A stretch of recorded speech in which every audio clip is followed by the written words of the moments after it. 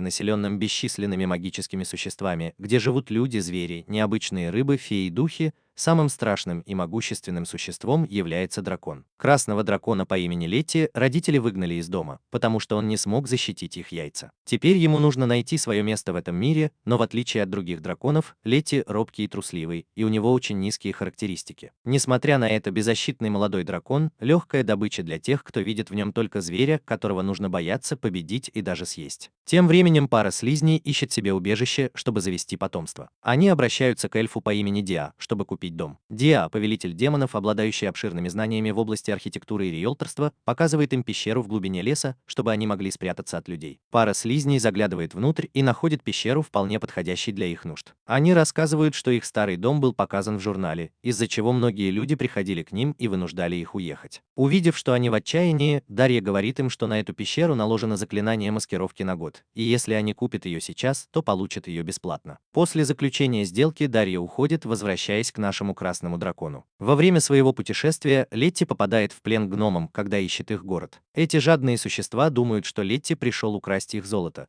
поэтому они запирают его в клетке, радуясь, что поймали дракона. Летти со слезами на глазах и в разорванной одежде пытается договориться с ними. Он говорит, что ему нужна помощь, чтобы построить дом, потому что гномы славятся своим мастерством в строительстве. Предводитель гномов зловещим тоном соглашается помочь. Но при одном условии – они хотят заполучить каждую частичку тела Летти, от рогов до хвоста. Лидер перечисляет все, что он мог бы продать на рынке по заоблачным ценам. Отчаявшись, Летти понимает, что попал в трудное положение. Быстро соображая, Летти решает воспользоваться жадностью гномов. Он заставляет их поверить, что кто-то крадет их золото, и в суматохе ему удается сбежать, убежав в лес. Однако его удача не сильно улучшается. Он сталкивается с тем же охотником, который украл яйцо. Как раз в тот момент, когда кажется, что он в ловушке, гномы догоняют его и начинают драться с охотником, давая Летти шанс сбежать еще раз. После нескольких часов бега и спотыкания Летти падает в обморок, плача в одиночестве в лесу. Но еще не все потеряно. Две гарпии находят его и, сочувствуя его жалкому состоянию, приглашают погостить у них. Их гнездо опустело с тех пор, как улетели птенцы, поэтому Летти принимает предложение, надеясь, что у нее наконец-то будет где остановиться. Однако есть небольшая проблема. Летти не умеет летать, поэтому гарпии пытаются научить его, подбадривая, когда он выпрыгивает из гнезда. В течение 3 восхитительных секунд Летти ощущает ветер под своими крыльями. Прежде чем рухнуть на землю, она забыла самое важное правило – нужно махать крыльями. Гарпии громко смеются, когда Летти в смущении скачет верхом. Расстроенный, но с новым предложением в голове, Летти решает отправиться в долину, где под гигантским дубом живут гоблины, надеясь, что они смогут ему помочь. К сожалению, его невезение продолжается, и по прибытии гоблины видят в нем скорее вкусный драконий стейк, чем потенциального союзника. Но когда он упоминает гарпий гоблинов, они меняют свое отношение, освобождают его из ловушки, в которую он попал, и подбадривают его, чтобы он перестал быть таким трусом, ведь он же дракон. Летти продолжает странствовать по миру, встречая множество таких же странных персонажей. Однажды он встречает Сахуэджина, который предлагает ему жить под водой в его доме, но Летти быстро понимает, что не может дышать под водой и плавать, поэтому отказывается. Несмотря на все эти странные встречи, Летти продолжает идти вперед, в поисках места, которое он мог бы назвать домом. Летти получает ценную подсказку. Направляясь на восток к лесу у великого древа Игдрасиль,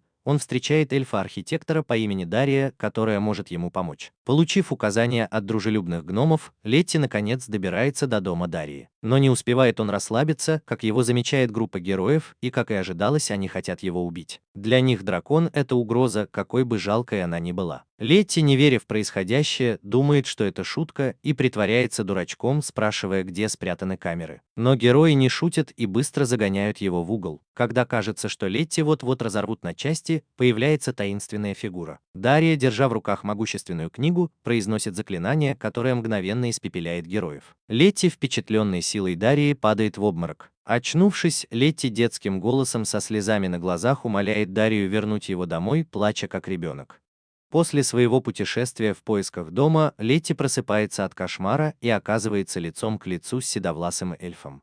Не теряя времени, Летти начинает рассказывать о том, что он слышал, о великом архитекторе в этих краях, способном построить что угодно. Эльф с невозмутимым видом признается, что он и есть легендарный Дея, архитектор, которого искал Летти. Летти, застыв от удивления, начинает нервно заикаться, но вскоре приходит в себя и почти на коленях умоляет Дею помочь ему найти дом. Дея, опытный профессионал, который занимается недвижимостью уже много веков, предлагает ему 3 варианта: построить свой дом, купить готовый или снять жилье у владельца. Летти, пораженный и не в силах скрыть блеск в глазах, начинает мечтать, представляя Дю в роли бога недвижимости со сверхъестественными способностями, который решит все его проблемы. Но его фантазии быстро рассеиваются, когда Дея протягивает ему свою визитку. Летти с любопытством рассматривает ее и обнаруживает, что Дея не только архитектор, но и повелитель демонов в сфере недвижимости. Дракон, открыв рот, стоит в изумлении. Дея невозмутимо подтверждает, что это всего лишь одно из его многочисленных занятий, и спрашивает Летти, какой вариант он предпочитает для своего нового дома. Летти, явно встревоженный, пытается сосредоточиться и говорит, что хотел бы небольшой уютный домик. Дирия, как всегда спокойный, замечает, что хотя домик звучит заманчиво, он может не подойти Летти по размеру. Он также предупреждает, что такой уязвимый дом сделает его легкой добычей для охотников на драконов и героев, которые всегда хотят разбогатеть, поймав дракона. Это предупреждение заставляет Летти дрожать как осиновый лист, его страх буквально витает в воздухе. Решив защитить свою новую клиентку, Дарья решает отвезти Летти в более безопасное место подземелья. Когда они подходят к внушительному зданию, Дарья объясняет, что это место использовалось многими могущественными существами и оборудовано ловушками для героев, которые идеально подходят для защиты уязвимого жильца вроде Летти. Хотя мысль о ловушках его не успокаивает, у Летти нет времени возражать, потому что Дарья ведет его внутрь на экскурсию. Подземелье впечатляет. Огромные каменные колонны, темные коридоры и, конечно же, скрытые ловушки на каждом углу. Несмотря на предупреждение Дарьи смотреть под ноги, Летти, самый неуклюжий и рассеянный дракон на свете, попадает в каждую ловушку. Дарья же спокойно наблюдает за этим, как будто он уже привык к таким ситуациям. Он даже с улыбкой говорит, что ловушки настолько опасны, что ему приходилось воскрешать ни одного клиента, что он может сделать без труда. Летти, физически и эмоционально истощенный после попадания в каждую ловушку подземелья, оказывается в подземном лечебном центре. Пока он выздоравливает, он заходит в бассейн, но тут же вспоминает, что раны можно вылечить, а вот глупость нет, и чуть не тонет. Дарья, как всегда терпеливый, помогает ему выбраться и говорит, что пора возвращаться на верхний этаж. Возвращение Летти, мягко говоря, медленное и утомительное. Как хорошему дракону, который не умеет летать, ему приходится карабкаться по стенам, и к тому времени, как он добирается до верха, он полностью выматывается. По пути на него нападает группа героев, но Дарья снова отпугивает их своей демонической силой, а Летти даже не замечает, что происходит. Когда он наконец приезжает, Дарья поздравляет его с успехом, и Летти от этого чуть не плачет. Очевидно, никто, даже его собственный отец, никогда его не хвалил. Но несмотря на эмоциональный момент, Летти ясно дает понять, что не заинтересован в покупке дома, полного ловушек для антигероев. Поэтому поиски дома продолжаются. Летти, все еще обиженный, спрашивает, есть ли в следующем доме ловушки, на что Диа с загадочной улыбкой уверяет его, что нет. На этот раз Диа приводит его в дом, который, по его словам, настолько хорошо защищен, что герои никогда не осмелятся туда сунуться. Летти, заинтригованный, но осторожный, идет рядом с Дарьей, пока они не доходят до особняка мертвецов. Увидев табличку на двери, Летти с широко раскрытыми глазами спрашивает, есть ли в доме привидения. Дарья, не раздумывая, отвечает, что есть, но призраки в компании не так плохи, как кажется. Летти пытается убежать, но Диа хватает его за хвост и тащит обратно. Когда они входят в особняк, Летти не может сдержать дрожь от призрачного холода, который пробирает его. Диа, как всегда спокойно, сообщает ему, что все попытки изгнать духов из дома провалились. Но это не повод для беспокойства. Затем он протягивает Летти пылесос и говорит, что если он увидит призрака, то сможет его поймать. Прежде чем Летти успевает возразить, Дарья желает ему спокойной ночи и уходит. Под одеялом Летти, напуганный, понимает, что в его комнате кто-то есть. Подняв глаза, он оказывается лицом к лицу с призрачным ребенком. Напуганный, он выбегает из комнаты и оказывается в темном коридоре, где ему протягивает фонарь призрак,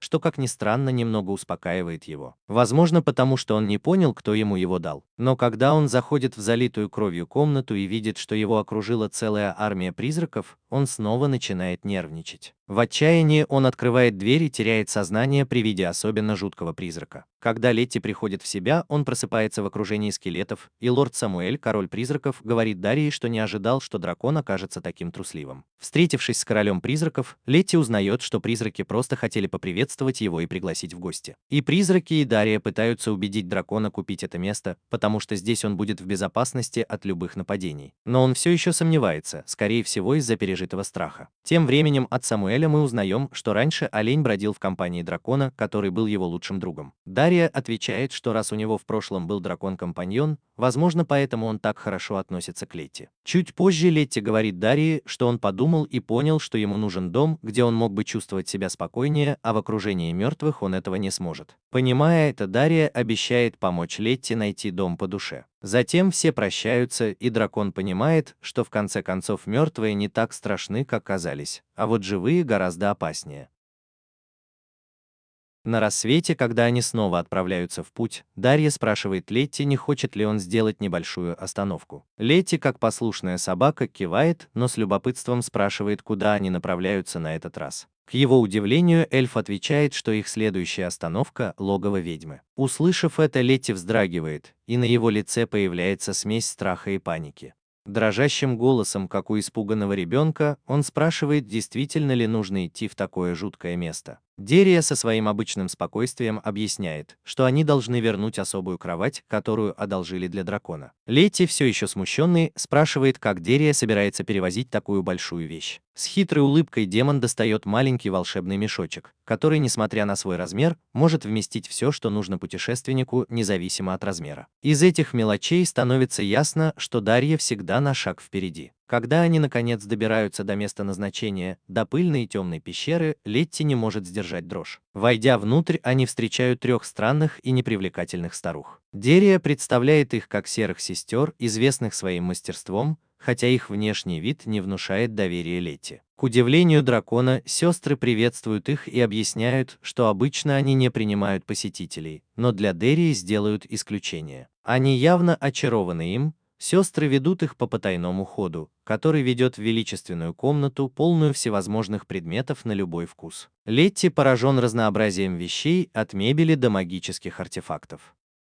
Сестры с гордостью заявляют, что здесь можно найти все, что угодно. Пока они осматриваются, Дариус показывает Летти особую дверь, которая может переносить людей в разные места в зависимости от того, какая ручка на ней. Летти, очарованный идеей путешествовать без ходьбы, не может устоять перед соблазном и пробует. Он вставляет ручку в дверь, и перед ним открывается портал, который переносит его в город гномов. Но ситуация принимает неожиданный оборот, когда он понимает, что гномы в ярости и спорят о том, как поймать красного дракона. Летти, осознав, что они говорят о нем, паникует и быстро закрывает дверь, обещая себе больше никогда не совершать подобных ошибок. Чтобы успокоить его, сестры показывают ему другую дверь, дверь леди, украшенную изображением красивой женщины. Летти в восторге и не может сдержать детское любопытство. Но его восторг быстро сменяется смущением, когда фигура на двери начинает читать стихотворение, посвященное ему. Дерия объясняет, что если Летти произнесет волшебное слово, леди сможет телепортировать его в любую точку мира. Но если он будет долго думать, леди прочитает ему смущающее стихотворение. К несчастью для Летти, он замирает от волнения, и прежде чем он успевает что-то сделать, леди начинает читать стихотворение о своем восхищении Летти. Летти, сгорая от стыда, плачет, а Дерия, жалея его, предлагает отвлечься и посмотреть на другие вещи в комнате.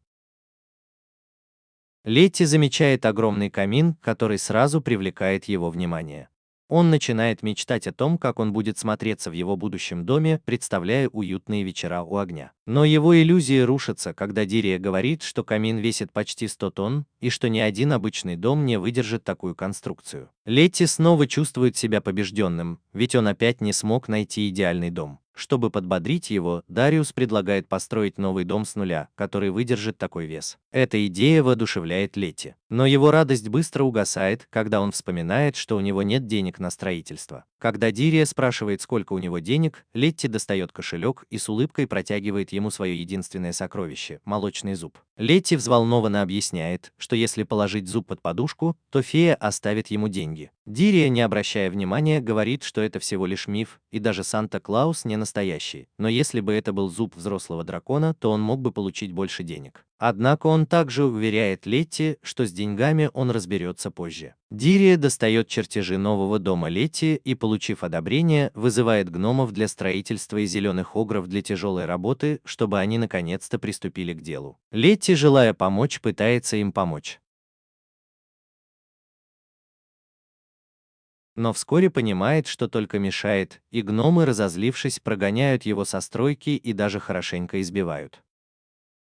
Дирия пытается успокоить Летти, говоря, что Рим не был построен за один день, и советует не торопиться. Через неделю тяжелой работы дом наконец-то готов. Летти, переполненный благодарностью, выражает признательность всем, кто участвовал в строительстве. Но прежде чем он сможет насладиться своим новым домом, Дарья предупреждает его, что им нужно быть готовыми к приходу героев, которые непременно захотят его ограбить. Чтобы решить эту проблему, Дарья призывает 3 монстров, которые будут охранять Летти. Дарья сообщает Летти, что монстры будут его телохранителями и будут зарабатывать на жизнь, сражаясь с героями, а остальные будут помогать оплачивать расходы на строительство дома. Пожелав Летти удачи, Дарья уходит, оставляя Летти наслаждаться новым домом. Но вскоре появляются герои, которые ищут с кем бы подраться. Они заходят в дом и осматривают его, а потом встречают 3 телохранителей, пока красный дракон спит. Шум будет Летти, и он подходит к ним, а они говорят дракону, что уже разобрались с нарушителями спокойствия. Когда последний оставшийся герой поднимает голову, он узнает в Летти дракона, который уничтожил его товарищей, и решает ночью сбежать, оставив все свое снаряжение. Слава Летти как повелителю огненного дракона начинает распространяться среди других существ, которые теперь ищут его помощи. Под гнетом славы Летти решает, что лучше всего будет покинуть свой новый дом. По пути он встречает Дирию, которая, выслушав его, понимает его разочарование. Она обещает помочь ему найти идеальный дом, где он сможет жить спокойно, вдали от нежелательного внимания. На бескрайних замерзших равнинах Альбы наши герои Летти, Красный дракон и Дирия, повелительница демонов, продолжают свой эпический поиск идеального дома для Летти. Казалось бы, обычная сделка с недвижимостью, но она быстро превращается в череду абсурдных и смешных ситуаций. На этот раз они оказались в заснеженном месте, и Летти немного сомневается, что им здесь понравится. В конце концов, Северный полюс подходит для белых медведей, но не для драконов.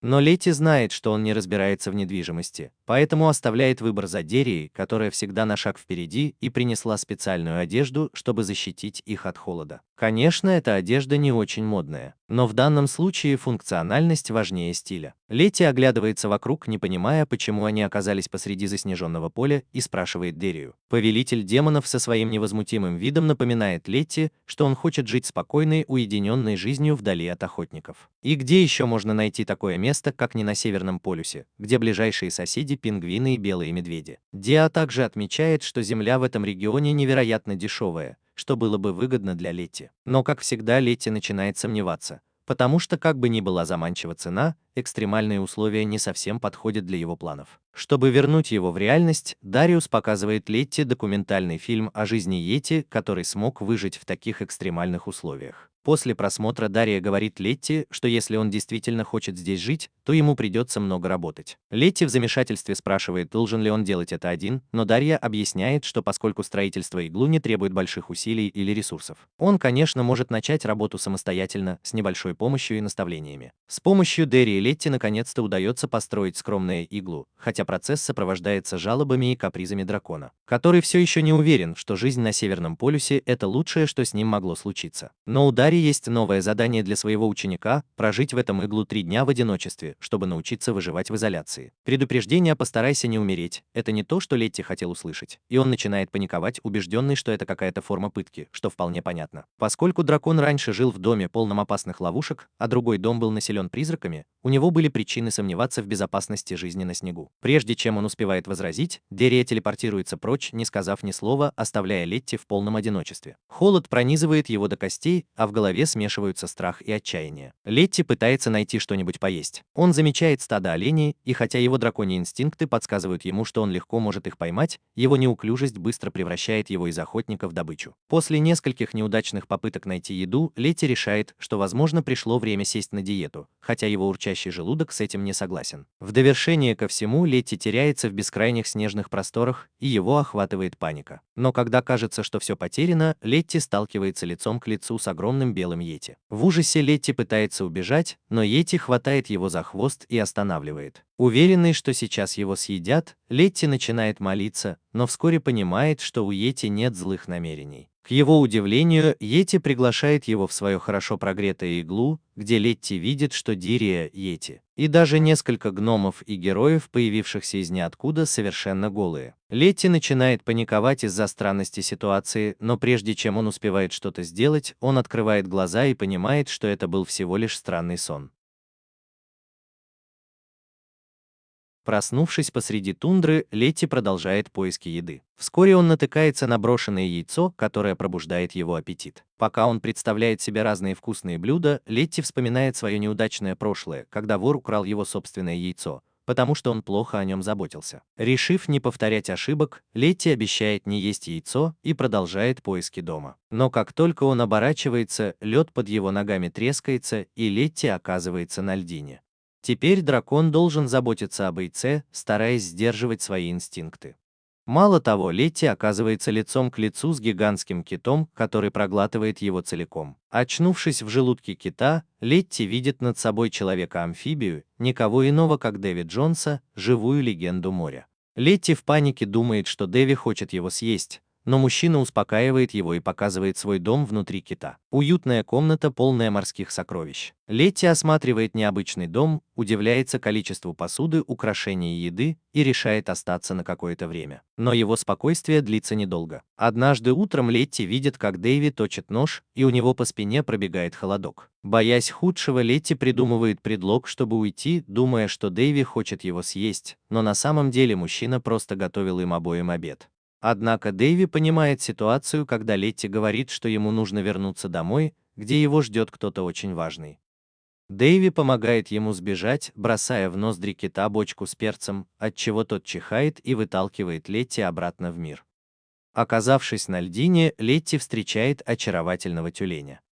Несмотря на попытки его поймать, тюлень смотрит на него умоляющими глазами, и Летти не может причинить ему вред. Затем тюлень превращается в Дирию, которая говорит, что это было испытание, чтобы узнать, сможет ли Летти выжить на Северном полюсе и пробудятся ли в нем драконьи инстинкты. Однако очевидно, что Летти милый, как новорожденный ребенок, и ему не подходит эта суровая среда. Наконец, в своем иглу Летти высиживает яйцо, и из него вылупляется маленькое существо, похожее на птицу, которое зовет его папой, и Летти в панике отрицает, что он его отец. Хотя это не тот дом, о котором мечтал Летти, возможно, это необычное путешествие помогло ему найти свое место в мире. Скажем так, теперь он случайный семьянин. На следующий день Дерия, повелитель демонов, решил, что Летти нужно сменить обстановку, чтобы придумать, как решить проблему с птенцом, который неожиданно оказался на их попечении. Одним взмахом руки Дария перенесла Летти и маленькую птичку в более теплое и уютное место. Снежные горы остались позади, и они оказались на лугу, где дул легкий ветерок, и воздух был намного теплее. Прибыв на место, Дария сказала, что знает о местных общинах, которые могут им подойти. Но как только они собрались приступить к осуществлению своего плана, из сумки Летти выпорхнул птенец и, глядя на Дарию блестящими глазами, назвал его папой. Летти смущенно повернулся к Дерии в поисках ответа. Повелитель демонов с дразнящей улыбкой заметил, что в общине, куда они направлялись, принимают только одиноких людей. «Похоже, это не для тебя», – пошутил Дерия. Летти покраснел от смущения и энергично запротестовал.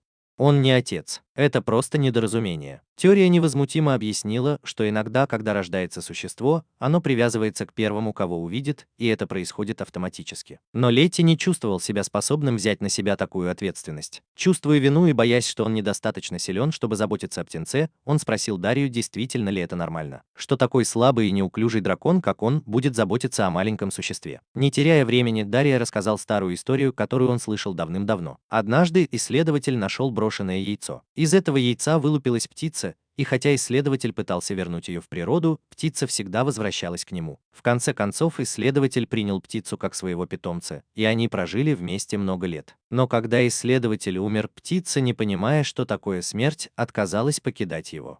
Говорят, что и по сей день она сидит у его тела, не в силах уйти. Услышав эту грустную и тревожную историю, Летти почувствовала еще большую неуверенность. Он боялся, что с его птенцом может случиться то же самое, если он не найдет решения. Дерия, как всегда практичная, сказала, что птенец принадлежит к семейству птиц, которые живут в северных горах и питаются выпавшим там снегом. Когда эти птицы вырастают, они становятся настолько сильными, что могут вызывать снежные бури одним взмахом крыльев. Проблема, конечно, в том, что сейчас они находятся в теплом регионе, где нет снега, и птенец не может найти себе пищу. Не теряя времени, Дерия решил телепортировать их в заснеженный регион, где птенец мог бы поесть. Переход произошел мгновенно, и вскоре они оказались среди заснеженных гор. Маленькая птичка радостно клевала снег, а Летти смотрела на нее с облегчением и тревогой. Но они знали, что не могут оставаться там вечно. Им нужно было найти более постоянное решение. Убедившись, что птенец наелся, Дерия и Летти снова телепортировались, на этот раз в коммуну, где было много домов, надеясь найти подходящее место, где птенец мог бы вырасти в приемной семье. Прибыв туда, Летти была поражена инфраструктурой. Дома были впечатляюще построены, с просторными общими зонами и общими ресурсами. Дерия, всегда практичный, объяснил, что жить в таком сообществе, как это, будет намного выгоднее для Летти, чем в отдельном доме. Плюс, добавил он, если ты боишься оставаться одна по ночам, то соседи всегда рядом и могут помочь. Летти, однако, больше беспокоило другое. Он спросил, почему здесь не живут великаны. Дерия объяснил, что из-за своего размера и силы, великаны и другие крупные существа часто создают проблемы в общественных местах, случайно что-то ломая или производя слишком много шума. Представь, что может натворить такой неуклюжий дракон, как ты, пошутил Дерия, заставив Летти нервно рассмеяться. Их разговор был внезапно прерван, когда появилась группа диких героев, преследующих каких-то местных монстров. Нервничая, Летти спросила Дерию, не стоит ли им что-то предпринять.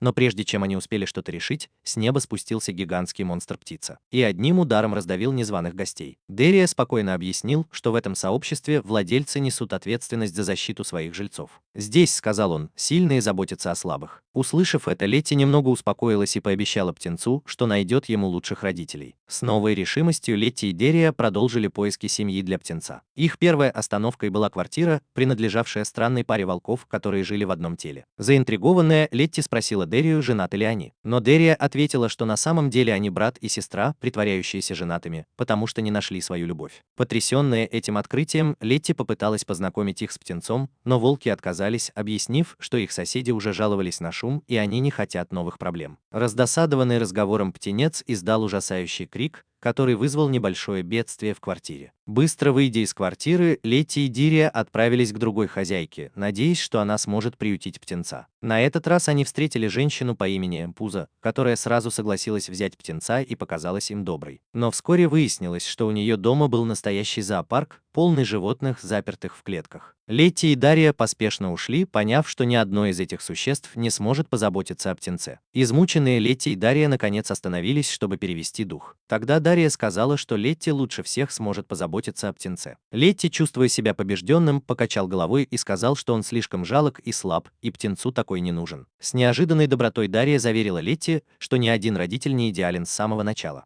«Все учатся со временем», — сказал он. Но не успели они продолжить разговор, как к ним подошли медведица с медвежатами и попросили помочь отремонтировать их дом. Пока Дарья разговаривала с медведицей, медвежата подошли к Летти и сказали, что слышали о нем и его птенце. Вдруг появился монстр по имени Катапульпус и потребовал, чтобы Летти отдал ему птенца. Не раздумывая, Летти, движимый отцовским инстинктом, о котором даже не подозревал, защитил птенца и медвежат, выпустив струю огня в монстра. Когда вернулась Дарья, повелитель демонов предупредил монстра, что Летти известен как повелитель огненного дракона. В ужасе Катапульпус быстро убежал. Позже Дарья похвалила Летти за храбрость и сказала, что он показал себя хорошим отцом. Ошеломленный Летти наконец решил оставить птенца себе. С улыбкой на лице он назвал птенца Пипом, понимая, что хоть он и не идеален, он сделает все возможное, чтобы защитить и позаботиться о нем. После долгого путешествия Летти наконец-то дошел до предела своего терпения. Он совершенно измотан и готов расплакаться. За время путешествия он потратил все деньги, которые смог накопить, на самое необходимое для себя и своего приемного сына. На еду для Пипа, лекарство от простуды, которую птенец подхватил, пока жил на снегу, и на доставку специальной еды для маленькой птички у Летти совсем не осталось денег. В отчаянии Летти со слезами на глазах обращается к повелителю демонов Диа, который спокойно и невозмутимо выслушивает жалобы Летти, никак не реагируя. Вместо того, чтобы утешить его, Диа предлагает провести день, зарабатывая деньги. Заинтригованный идеей поработать, Летти спрашивает, как он может предложить свои услуги. С легкой улыбкой Диа объясняет, что драконы всегда были востребованы для самых разных работ, и это немного пугает Летти. Мысль о том, что его могут эксплуатировать только потому, что он дракон, вызывает у него ужасное беспокойство. Не теряя больше времени, Диария телепортирует их на оживленный рынок, где полно людей разных рас. Прибыв на место, Летти сразу же впадает в панику при виде такого количества людей. Инстинкт подсказывает ему спрятаться, но Диария успокаивает его, говоря, что в этом свободном городе никто не дискриминирует по расе или национальности. Он также объясняет, что город – безопасное место для торговли, где продавцы предлагают свои товары, начиная от защитных предметов и зелий и заканчивая запрещенными текстами. Несмотря на заверения Дарьи, Летти не может отделаться от мысли, что рынок – это ужасное место. Он собирается уходить, но Дарья хватает его за хвост и тянет обратно, напоминая, что там, где есть люди, есть и работа. В конце концов, Летти соглашается попытать счастье на рынке, хотя и сомневается. Ему поручают стоять за прилавком, но уже через несколько секунд после начала работы его охватывает паника, когда несколько покупателей начинают волноваться, увидев его. Некоторые из них слишком взволнованы присутствием дракона, что пугает Летти, который хочет поскорее исчезнуть. В довершение всего Летти пытается возразить, указывая на несчастных героев, испуганно показывая на клетку с пленными героями, которые устроили переполох раньше. Дири снова успокаивает его, объясняя, что на рынке действуют строгие правила, запрещающие драки, воровство и любые проступки, так что бояться нечего. Летти неохотно следует совету Дарьи и соглашается встретиться с Аманом, торговцем, который может предложить ему работу. Однако Аман сразу же отказывает ему, говоря, что не нанимает новичков без рекомендательного письма. Как только они собираются уходить, Пип, маленькая птичка, начинает общаться с Аманом на птичьем языке, что резко меняет отношение торговца. Аман сообщает Летти, что Пип очень хорошо о нем отзывался, и это заставляет его пересмотреть свое решение и предложить Летти работу. Первое задание Летти – рубить деревья и камни, что кажется дракону странным. Он не понимает, зачем кому-то понадобилось рубить камни. Дерия объясняет, что многие искатели приключений любят строить свои дома или мастерить инструменты из дерева и камня. Летти смиряется и начинает работать. Но несмотря на все его старания, в конце рабочего дня он получает всего одну монету. Слегка раздраженный, Алман говорит Летти, что если он хочет зарабатывать больше, то должен работать быстрее и эффективнее. Летти снова плачет, расстроенный тем, что не может нормально прокормить Пипа на такие скудные деньги. Жалившись над ним, Алман предлагает ему другую работу, на этот раз в отеле администратором. Но удача не улыбается Летти. В первый же день его внешность пугает всех постояльцев, и он снова терпит неудачу. Летти возвращается к Алману в слезах и просит найти ему другую работу. Алман, которому это уже надоело, говорит, что Летти становится настоящей головной болью, и ему нужно найти занятие, которое действительно подходит ему по способностям. Наблюдая за происходящим с безопасного расстояния, Дерия предлагает Летти новую идею. Он предлагает Летти работу, которую может выполнять только дракон. Летти с любопытством и усталостью спрашивает, что он имеет в виду. Дерия отвечает, что Летти может заниматься закупками, и это приводит Летти в замешательство. Вскоре появляется первый клиент Роберт, молодой человек, который очень рад встрече с Летти. Роберт взволнованно объясняет, что хочет, чтобы Летти притворился, будто его вызвали с помощью заклинания, чтобы произвести впечатление на его друзей. Летти соглашается, хотя и не понимает, зачем это нужно. Но когда он появляется перед друзьями Роберта, они не впечатлены присутствием дракона. Ситуация становится неловкой, когда внезапно появляется Пип и кричит изо всех сил, отчего все падают в обморок. Летти благодарит его, понимая, что его маленький сын просто хотел помочь, и хотя способ был необычным, он сработал. Летти занимается следующим клиентом, а Дерия присматривает за Пипом. Этот клиент хочет испытать новое заклинание на Летти, чтобы проверить, сможет ли оно пробить чешую дракона. К счастью, эксперимент провалился. Позже к Дерии подходит женщина по имени Лилит. Они, видимо, знакомы, и прошло уже много лет с их последней встречи. Лилит говорит Дарье, что когда она услышала о странном дуэте, состоящем из эльфа и дракона, она сразу поняла, что это он. Дарья рассказывает, что он ищет дом для себя и своего друга-дракона. Лилит внимательно смотрит на него и замечает, что он изменился. Она вспоминает, как Дарья стал повелителем демонов. Оказывается, Дарья стал повелителем демонов благодаря лотерее. Но не желая править уродливыми чудовищами, Дарья пытался отказаться от этого титула. Тогда Лилит, которая когда-то была юной провидицей, с любопытством спросила Дарью, чего он хочет в будущем. Услышав, что он отказался от титула повелителя демонов, она поняла, что эльф интересуется только чтением энциклопедии о животных и другими скучными вещами. Когда Дарья собрался уходить, агенты Темного Лорда силой притащили его в башню повелителя демонов на церемонию. Но вместо того, чтобы занять трон, Дарья спокойно сбежал, и Годфри, главный камергер, со своими людьми стали его преследовать.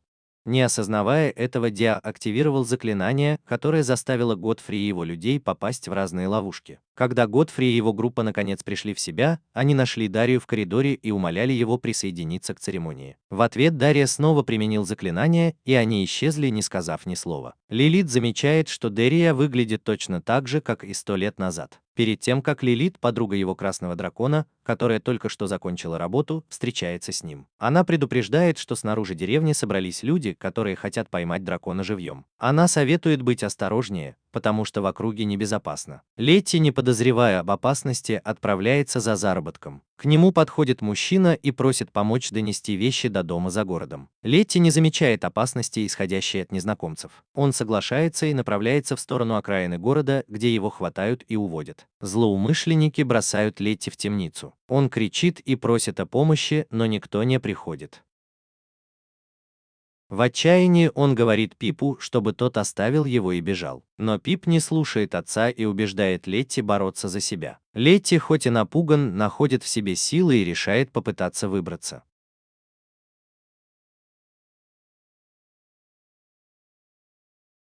Наполненный страхом, но полной решимости, он начинает бороться с клеткой, пытаясь вырваться, не обращая внимания на угрозы. В этот момент к нему подходит странное существо, настолько необычное, что Летти едва не обмочился от страха. Это существо приказывает Летти молчать. Бедный дракон, парализованный страхом, умоляет не превращать его в мощное оружие, потому что боится, что его используют в войне.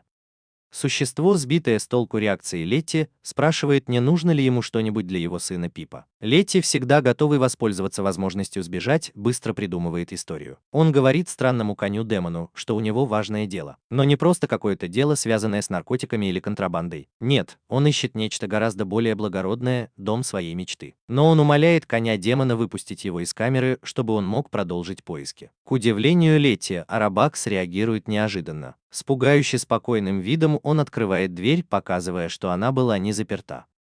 Братья-скелеты и сфинкс по имени Мадонна. Познакомившись с ними и поняв, что они не такие страшные, как он думал, Летти наконец расслабляется и понимает, что зря себя накручивал. Во время разговора с Арабаксом Летти узнает, что коня зовут Стив. По мере того, как они разговаривают, Летти понимает, что все они пленники. Он спрашивает Стива, пытался ли тот когда-нибудь сбежать, и Стив рассказывает, что подземелье – это часть арены для сражений, принадлежащей человеку Маркграфу, и что у заключенных здесь есть свои привилегии, потому что герои не могут сюда попасть и навредить им, а тюремщики позволяют им делать все, что угодно, не говоря уже о хорошей еде. Летти не верит и пытается сказать Стиву, что, возможно, в будущем их ждут большие проблемы. Но Стив смеется и показывает Летти джакузи. В конце концов, кому нужна свобода, если у тебя есть джакузи? Затем Стив ведет его в спортзал, где он может тренироваться, когда захочет. Для развлечения у них есть первоклассный театр. И в завершении Стив говорит, что они могут улучшить свою комнату до 5-звездочного номера. Пока они осматривают подземелье, Летти понимает, что эти второстепенные персонажи живут гораздо лучше, чем он. Вать Стива вопросами, его тащат на арену, где ведущий с энтузиазмом приветствует зрителей, сообщая, что сегодня на арене сойдутся непобедимая армия скелетов, которая победила множество существ в бою, и грозный зверь с ужасным дыханием, то есть красный дракон. Спорно, что у него ужасное дыхание, но он действительно грозный. Он больше похож на Лесси. Когда Летти выходит на арену, его преследуют братья-скелеты, но увидев его, они меняют направление и убегают. Летти случайно машет хвостом и сбивает скелетов с ног под дикие крики толпы.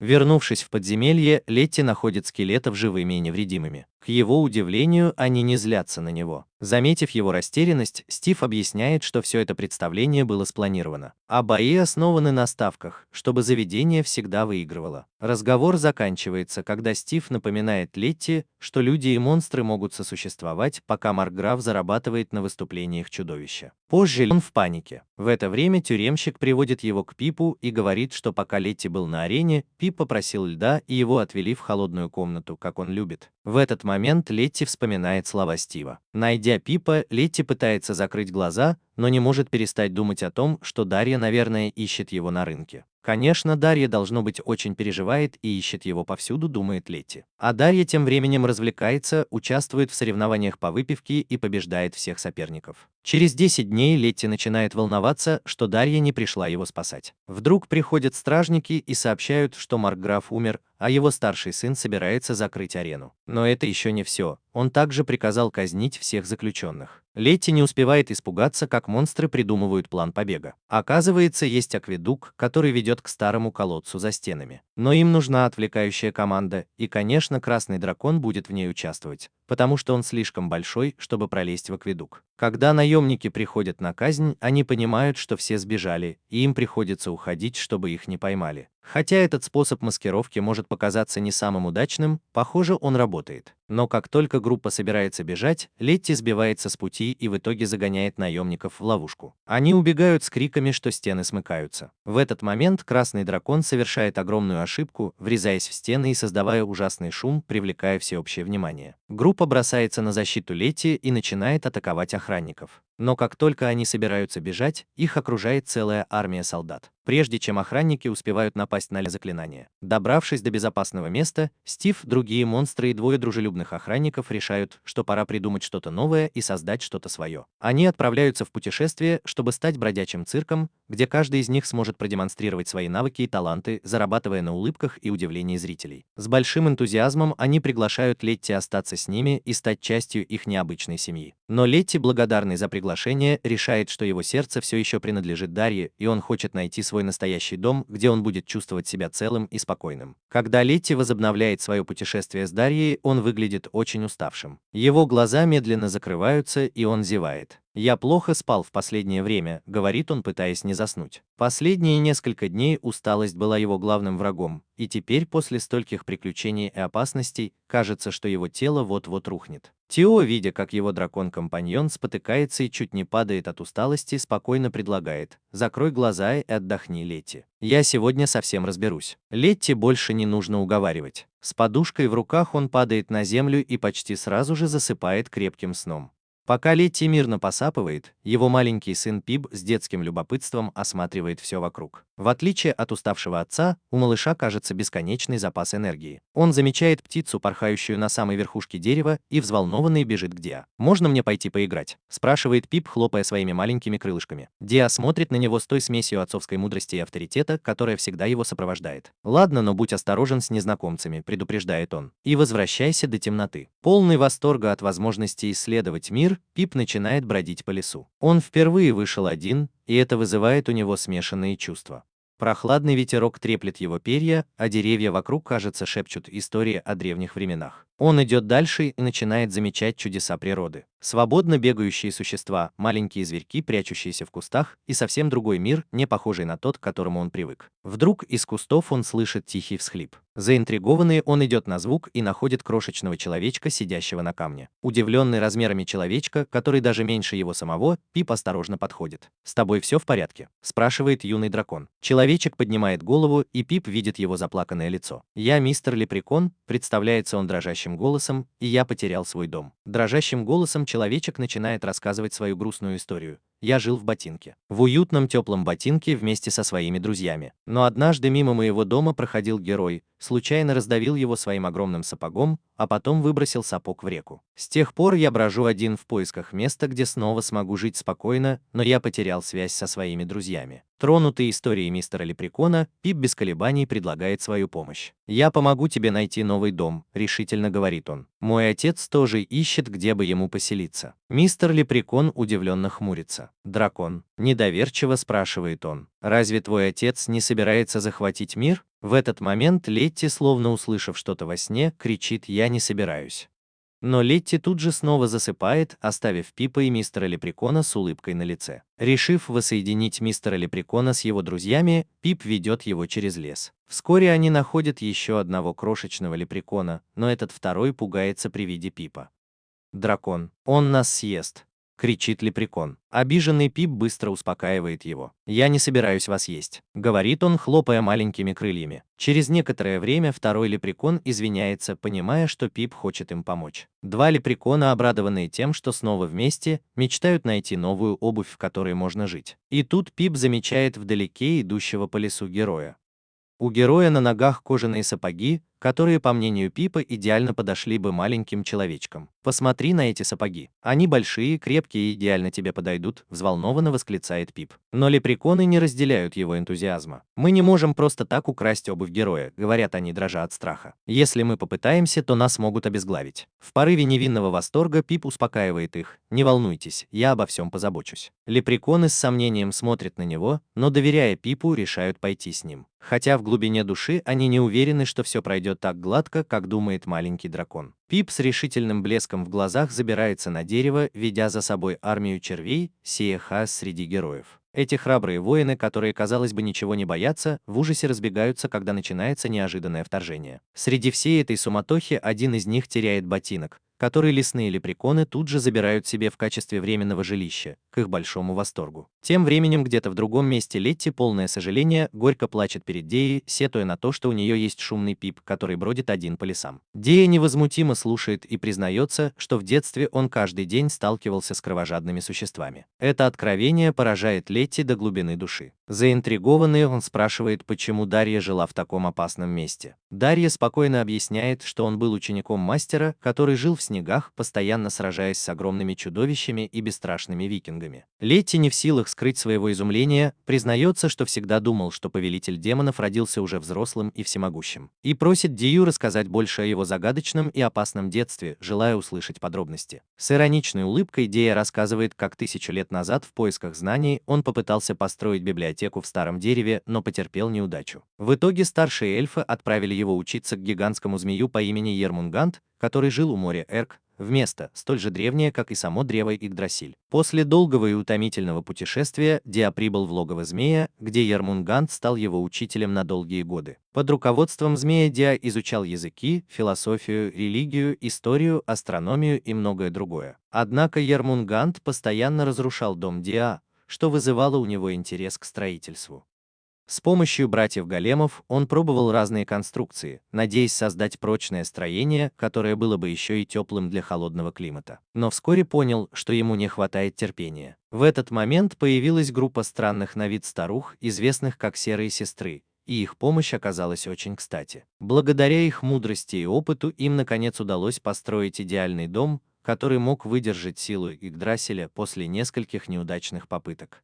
Прошли столетия, и, повзрослев, Дерия решил расстаться со своим учителем и начать собственную жизнь. Он отправился в путь и в итоге стал повелителем демонов. Во время своих странствий он встретил черного дракона по имени Варни, который был не очень умен, но его неуклюжесть и эксцентричный характер сопровождали Дерию во многих приключениях. Пораженный могущественный черный дракон Сониксовых гор по имени Варни, который по идее должен внушать уважение, оказался неловким существом, которое заикается как подросток в первый день в школе. Дерия, пытаясь успокоить ситуацию, предлагает ему расслабиться, но это только усиливает беспокойство Варни. Дракон с подозрением смотрит на эльфа и достает рисунок, который выглядит так, будто его нарисовал ребенок в детском саду, и спрашивает, действительно ли этот опасный человек может быть ужасным повелителем демонов. Диа, которому явно не нравится такая ситуация, пытается избежать разговора, уверяя Варни, что он не повелитель демонов. Но Варни, отчаявшись, настаивает, что ему нужна помощь. Тем временем Диа с любопытством наблюдает за Варни и спрашивает, не тот ли он черный дракон, за поимку которого герои назначили награду. Очевидно, это пугает дракона, который, несмотря на свой вид, больше похож на плюшевого медведя. Однако черный дракон начинает хвастаться своими подвигами, которые заставляют всех его бояться. Диа кажется совершенно не впечатлен и спрашивает, чего дракон хочет и зачем он его ищет. Варни умоляет его помочь найти дом. Диа с присущим ему цинизмом предлагает Варни обратиться к другому агенту по недвижимости, так как он не подходит для этого поиска. Это злит Варни, который обвиняет Диа в грубом отказе, несмотря на его вежливый подход. Невозмутимый Диа указывает, что это не лучший способ просить о помощи. В отчаянии Варни меняет тактику и падает на землю, умоляя, как маленький ребенок. Смущенный этой сценой, Диа обдумывает ситуацию, когда внезапно из ниоткуда появляется Йормгандер и настаивает, чтобы Диа помог Варни, раз уж дракон лично пришел просить о помощи.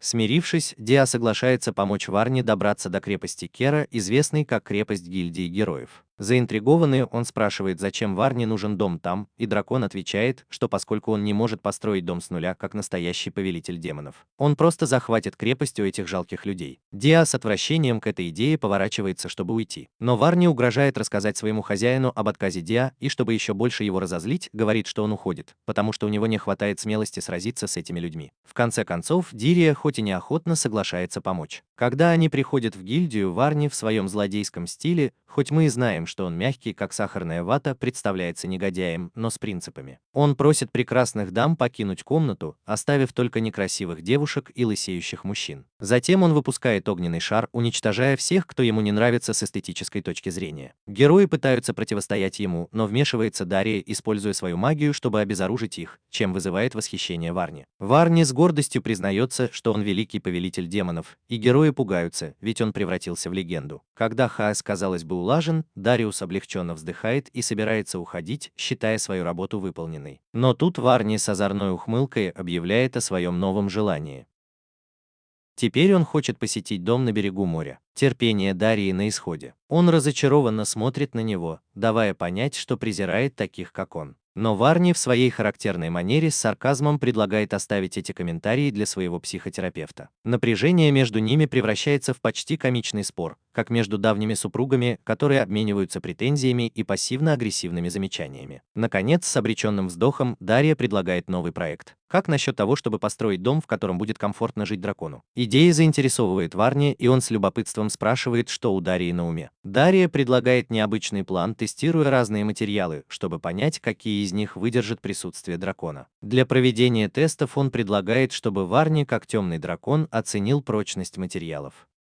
Но сначала их нужно раздобыть. И поэтому Дирия решает попросить своих друзей-волшебников предоставить необходимые ресурсы. Они отправляются в несколько эпических рейдов, нападая на крепости, чтобы проверить, какие материалы выдержат вес и разрушительную силу дракона. После множества неудачных экспериментов и моментов отчаяния, Дария приходит к выводу, что невозможно построить дом для дракона в здании, предназначенном для людей. В качестве решения он предлагает нанять гномов, чтобы они построили особняк по индивидуальному заказу. Однако Варни напоминает ему о небольшом препятствии. Гномы обычно не любят драконов, что усложняет и без того безумный план. Разговор прерывается, когда Варни импульсивно нападает на очередную крепость без видимой причины. Дракон объясняет, что он напал, потому что заметил поблизости каких-то хрупких существ, которых он якобы хочет защитить от героев. На этот раз Дария отказывается помогать, что сильно злит Варни, и он пытается оскорбить повелителя демонов. Дирия невозмутимо называет его бездомным неудачником. Пока они спорят, несколько человек погибают. Когда страсти утихают, Дирия спрашивает Варни, зачем ему дом. Дракон, показывая свою уязвимую сторону, признается, что стареет и не нашел себе пару, чтобы создать семью. Он считает, что собственный дом поможет ему остепениться. Удивленный признанием, Дария обещает сделать все возможное, чтобы помочь ему. Наконец, Варни улетает, вновь обретя надежду найти свой идеальный дом. Тем временем Дария встречается с Летти и Пипом, уставшими после долгого дня, и говорит Красному дракону, что сейчас не время для разговоров, и он продолжит рассказ в другой раз. Человек по имени Хьюи, одетый как Робин Гуд, фанатик и одержим драконами. Прогуливаясь, он натыкается на след, который изменит его жизнь. Его миссия — выследить одного, да, конечно, выследить Красного дракона. В воспоминаниях он видит, как несколько месяцев назад, отдыхая возле шахт Зарада, одной из крепостей гномов, после работы, которая заключалась в краже драконьего яйца, он впервые встретил Летти, Красного дракона. То, что он увидел в тот день, было шокирующим. Летти не была типичным ужасным драконом, а скорее полной катастрофой. Хьюи решил, что это должно быть новый вид Красного дракона, тем более, что Летти не могла ни сражаться, ни летать. Взволнованный, Хьюи сказал своему напарнику Альберту, что скоро они смогут содрать с нее шкуру. Оба охотника решили, что это станет целью их жизни. Они прибыли в осенний храм в надежде поймать дракона, но обнаружили, что он уже исчез. Это расстроило Альберта, который предложил ограбить храм. Но Хьюи остановил его, напомнив, что хотя они и были подонками, у них были принципы, и они крали только в случае крайней необходимости. Следуя по следам Летти, которые привели их в лес мертвых, Хьюи занервничал. Но Альберт успокоил его, сказав, что все эти истории о призраках такие же фальшивые, как и кулинарные видео, в которых учат готовить всего из одного ингредиента. Тем не менее, идея войти в мертвый лес не нравилась Хьюи, поэтому они нашли другой путь, который привел их к дому на холмах. Увидев особняк, Хьюи задумался, может ли дракон жить так цивилизованно, что разозлило Альберта, который напомнил ему, что сестры Грей дали им карту, чтобы найти дракона. Пока Хьюи готовился к вторжению в дом, он задумался о своих принципах, сказав, что не может вломиться в дом без разрешения. Посидев немного и подумав, Альберт успокоил своего спутника, понимая, что тот неплохой человек. Во время перерыва они увидели, как группа героев легко вошла в дом и поняли, что теперь они в невыгодном положении, потому что герои их опередили. Заинтригованные охотники заглянули внутрь и увидели, что на героев напали монстры, которые сказали, что их босс, повелитель огненных драконов, планирует захватить мир. Услышав это, Хью и Альберт поспешили в ближайшую гильдию, чтобы предупредить искателей приключений об ужасном красном драконе. Это вызвало панику и слухи, которые превратили Летти в легендарного неудержимого дракона. На следующий день Хью и Альберт устроили засаду на Летти, но увидели, как она дышала огнем на группу бандитов, которые пытались ее поймать. Увидев это, охотники быстро решили отступить, решив, что поймают дракона в другой раз. Позже выяснилось, что это не Летти напала на них, а магия повелителя демонов, которая победила бандитов. Тем временем Летти и Дерия разбирали вещи в повозке, которые, как они поняли, были украдены и должны быть возвращены владельцу. При ближайшем рассмотрении они обнаружили в одной из коробок связанную девушку. Когда она очнулась, ее встретил Пип, который очень нежно смотрел на нее. Затем появилась Летти, которая с первого взгляда могла показаться пугающей, и девушка в панике бросила птенца в воздух. Затем девушка обвинила Летти и Дарью в похищении, сказав, что она дочь знатного человека с очень длинным именем.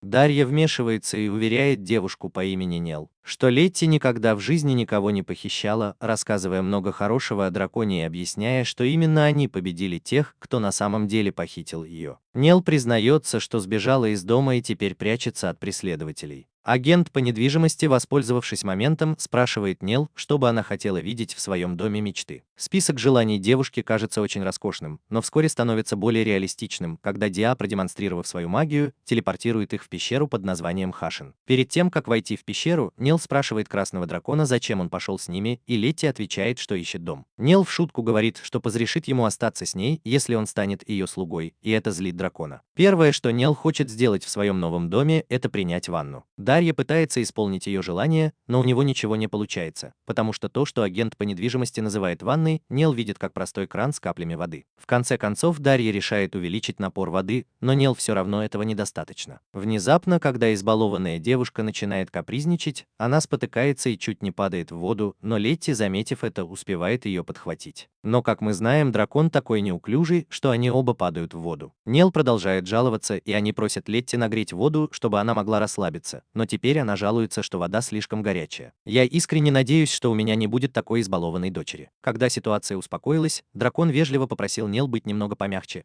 потому что он приготовил для нее прекрасную ванну, чтобы она могла расслабиться. Когда она вошла в воду, на ее лице отразилось удовлетворение. Дракон спросил, почему она хотела убежать из дома. Девушка рассказала, что на самом деле произошло. Ее отец съел ее булочку, не спросив. Она подумала, что, может быть, ей стоит вернуться домой, но ее отцу нужно было подумать о том, что он сделал. Поиграв немного в избалованного ребенка, она поблагодарила Летти за то, что та спасла ее. В этот момент появилась группа героев, которые обвинили Летти в похищении принцессы. Она объяснила героям, что дракон не похищал ее, а она сама убежала из дома. Но герои настаивали на своем, думая, что Летти промыла девушке мозги. Прежде чем герои успели напасть на Летти, вмешался Дерия и разобрался с ними. В конце концов, Летти предложила Нел пойти с ними, пока она не будет готова вернуться домой. Нел с улыбкой согласилась, но тут же снова начала вести себя как избалованный ребенок. На следующий день мы видим, как Дерия подходит к Нел и спрашивает, хорошо ли она спала. Принцесса с гордостью отвечает, что уже привыкла спать на улице, и начинает складывать свою огромную кровать в волшебную сумку Дерии. Затем, сменив тему, она спрашивает, почему Летти вел себя странно этим утром. Нел предполагает, что это должно быть потому, что Летти нужно отложить яйца, и Летти сердито кричит, что он не женщина. Дериус вмешивается и объясняет, что Летти очень нервничает, потому что он попросил его решить, какое из его владений он хотел бы посетить следующим. Нел пытается успокоить взволнованного дракона, но тут же говорит ему, что теперь он отец и должен подавать пример своему ребенку. И как только она заканчивает говорить, появляется Джин, очень похожий на Аладдина по имени Нашим. Этот налоговый консультант из налоговой службы нелюдей сообщает, что пришел обсудить просроченные налоги Летти.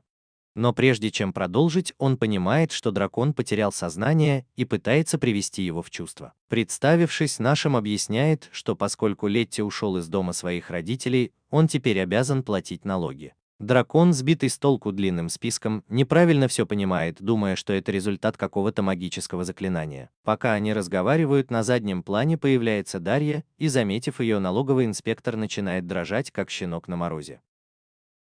С присущим ему спокойствием олень вежливо просит его продолжить разговор и не беспокоиться о его присутствии. Возвращаясь к юридическим вопросам Летти, нашим, чувствуя замешательство дракона, решает помочь, сначала объяснив ему про налоги, а затем помогая заполнить налоговую декларацию. Отводит его в передвижной офис налоговой службы, где дает ему бланк. Летти пытается написать о своей недавней работе, а Нел успевает заглянуть в его удостоверение и смеется над ним, называя неудачником. После заполнения формы нашим сообщает Летти, что он имеет право на пособие на ребенка. Обсудив все налоговые детали, нашим и Дарья начинают говорить о разных налогах, которые Летти придется платить. Измученный дракон понимает, что хотя он и слышит их разговор, но не понимает ни слова. Проснувшись после того, что Нел называет своей мини-комой, Летти чувствует себя совершенно сбитым с толку. Пока он пытается прийти в себя, Нел взволнованно сообщает ему, что они с Пипом уже выбрали для него дом, в который он может переехать. Летти едва успевает осознать эту информацию, как к разговору присоединяется Дарья и сообщает, что дом находится в королевском городе, совсем недалеко от дома Нел. Эта новость не оставляет Летти равнодушным, но Нел она приводит в восторг. Однако девушка заметно нервничает, когда Летти понимает, что они идут по тем же улицам, что и обычные горожане, и это заставляет Нел чувствовать себя неловко. Принцесса боится, что ее увидят рядом с драконом, и они идут по темным канализационным трубам. Когда они наконец добираются до места назначения, Нел не может скрыть своего удивления, обнаружив, что это не что иное, как подземелье, где тренируются герои королевства.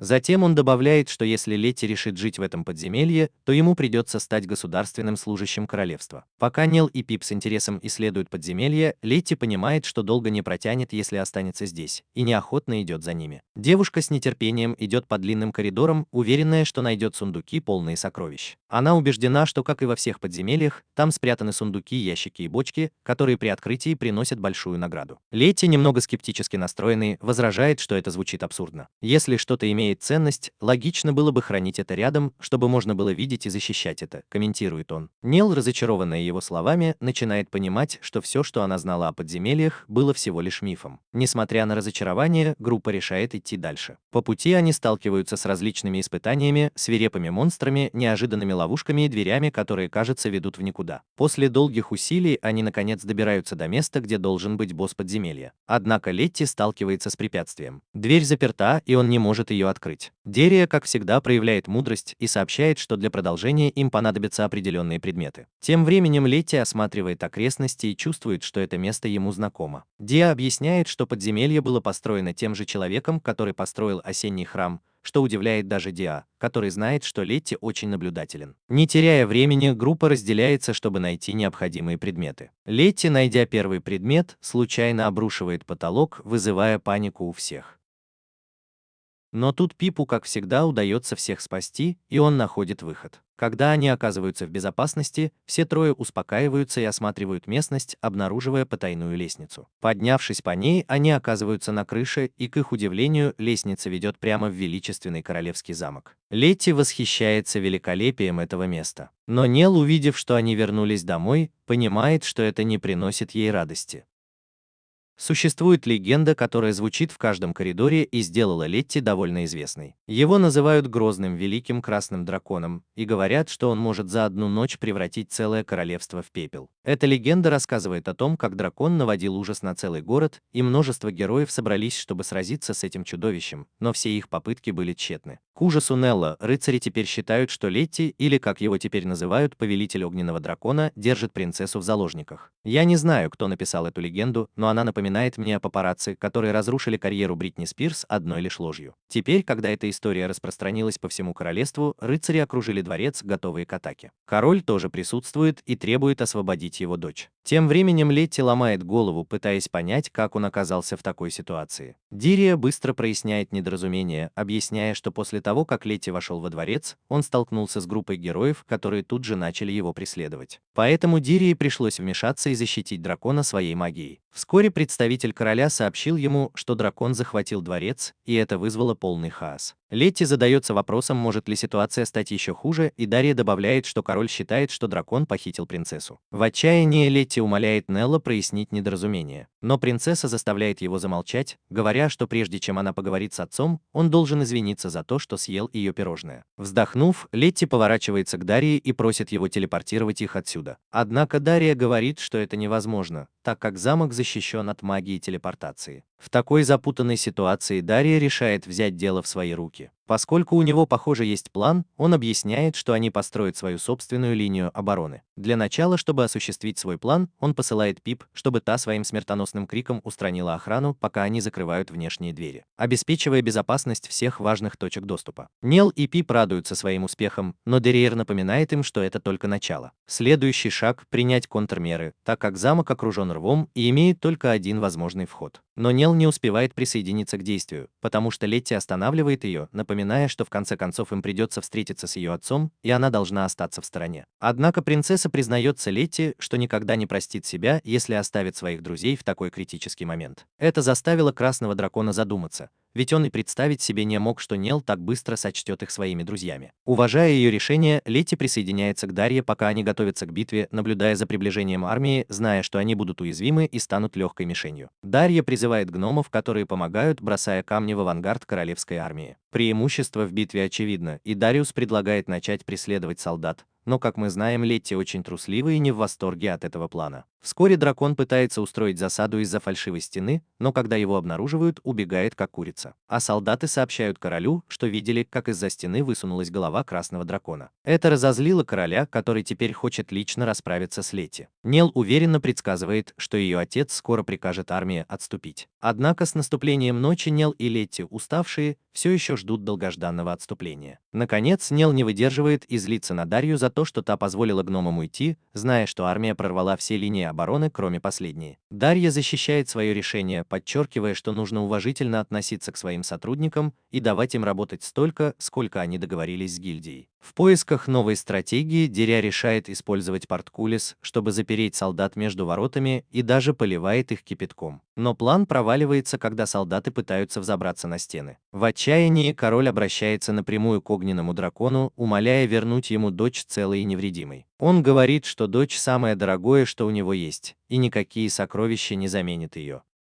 Увидев слезы Нел, Летти понимает, что пора помириться с отцом. С помощью Дерри Летти заманивает короля в комнату, где ждет Нел, и, наконец, она обнимает его. Король извиняется, и, конечно, как избалованный ребенок, она говорит, что простит его, если он даст ей целых 3 пирога.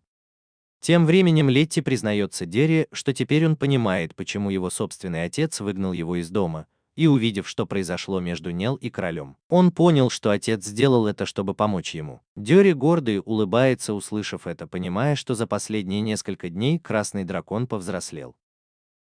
После примирения король извиняется и признает, что Летти жертва всего этого, и предлагает ему место в подземельях замка. Но Летти, поколебавшись, отвечает, что после всего, что произошло, он предпочел бы найти новое место. Понимая ситуацию, король дает Летти немного волшебной пыли, чтобы помочь ему в путешествии. А Нел закатывает истерику, потому что ее отец держал в секрете, где хранится волшебная пыль. Пока король и Дирия обсуждают, как поддерживать порядок во дворце, Нел дает Летти волшебный камень, который разделен пополам, объясняя, что эта связь будет их всегда объединять. Попрощавшись со своим новым другом, Летти впервые взлетает, с ностальгией вспоминая, как впервые увидел мир с неба, сидя на плечах у отца. Пока они наслаждаются своим мирным путешествием, Летти спрашивает Дирию, считает ли он этот мир прекрасным. Это вызывает воспоминания у Темного Лорда, который с любовью вспоминает, как задал тот же вопрос Варне. Согласно историческим хроникам, это событие закончилось тем, что Летти, очарованный красотой принцессы, поклялся никогда не нападать на город, который он любил и ценил. По крайней мере, так гласит легенда в столице о Красном Драконе. Хотя мы точно знаем, кто написал эту легенду, чтобы обелить имя Летти. На этом аниме заканчивается.